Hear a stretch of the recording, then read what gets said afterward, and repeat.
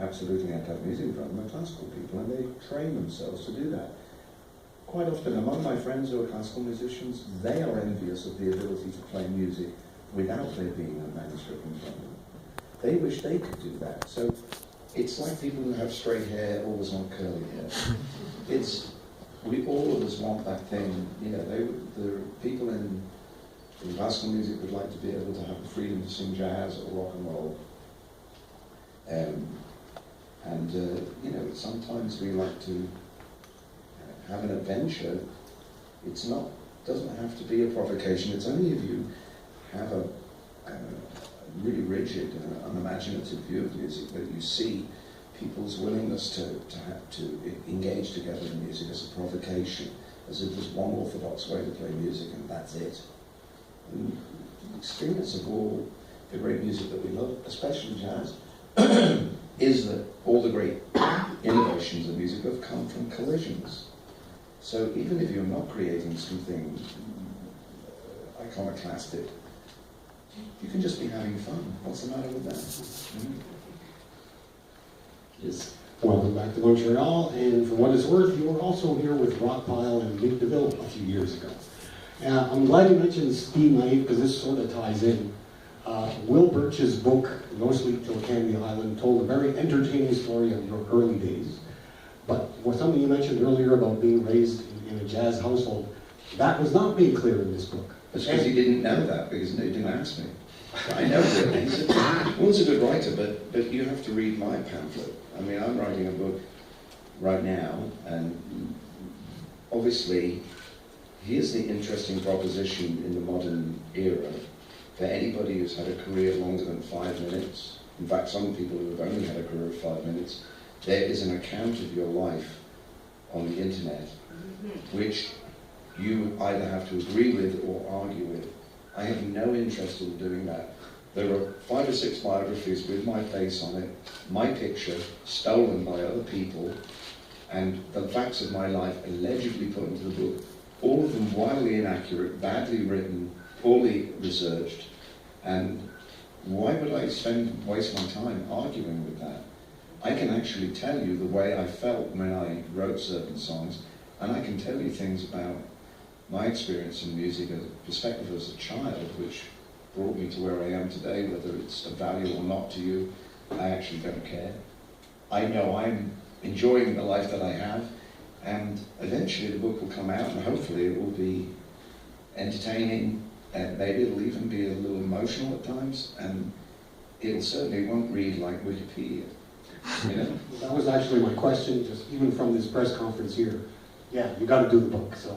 Well, I'm doing it. Believe me, I'm writing as fast as I can. All right. So we could do the launching here next year if we want. That would be good. That'd be great. Yeah, I think my publisher publisher would would like really shows of it.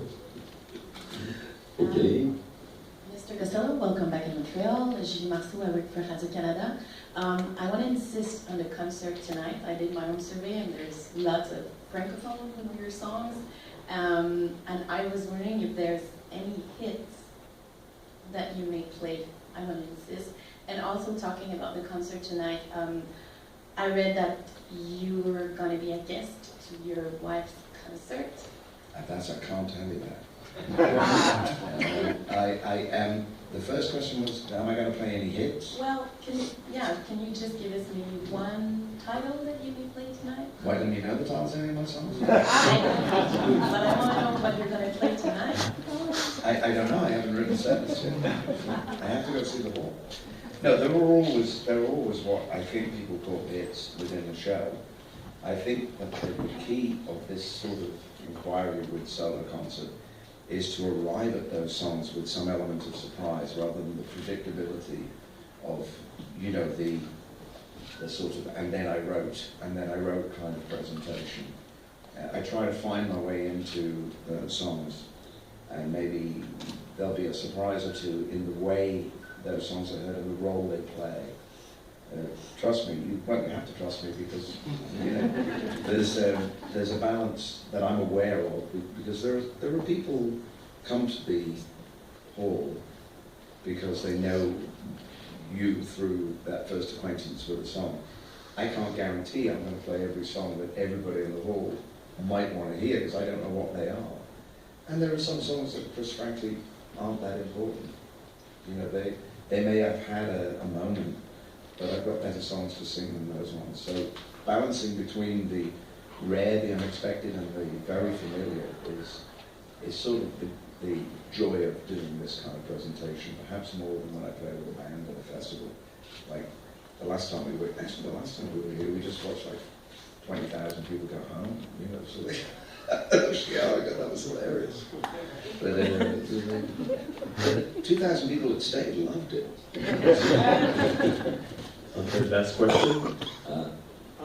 Since we're talking about songwriting, and that's part of this as well, I wonder if you would talk about maybe, is there any difference when you're writing a more of a pop song or with a jazz thing or various, again, or with your opera and these kind of things? Do you approach it differently? Is there a different part of your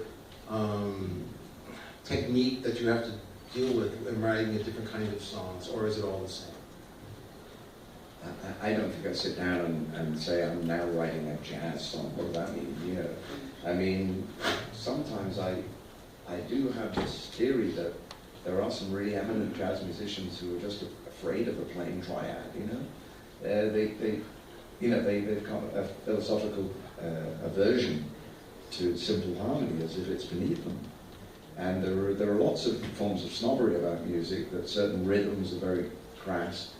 And one person's groovy is another person's passé.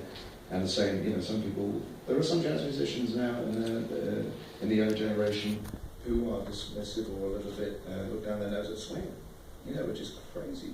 But see, I have the view that there's some certain types of rock and roll that are really swinging, like the early rock and roll, and then there's just terrible rock music, which is everybody hates, you know, I mean, or I do anyway, because it's so square and doesn't go anywhere.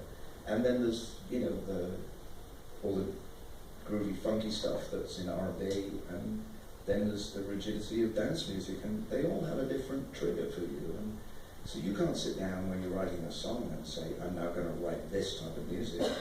You're following the feeling, the emotion, the story you want to tell, and it just comes out as music, and it might be something in the tale that you're telling. A song like Jimmy Standing in the Rain that I wrote last one record I escaped. I found that I was writing music which I suppose belongs to the 1920s, you know. I remember turning to the pianist when we recorded it and saying, Harry Lauder, play like Harry Lauder. You know, it was even pre-jazz kind of sort of pulse I wanted to play. I wanted it to be like, keep right on to the end of the road.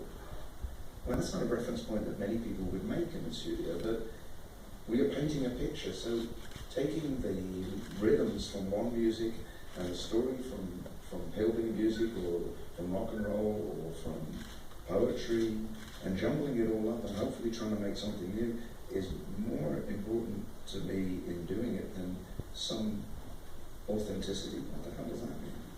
I'm a pop musician. I don't have any sort of, I'm not part of some authentic folk tradition, you know. Okay. We have to thank you for being so generous with your time. I know that today you got a lot to do, lots of emotion.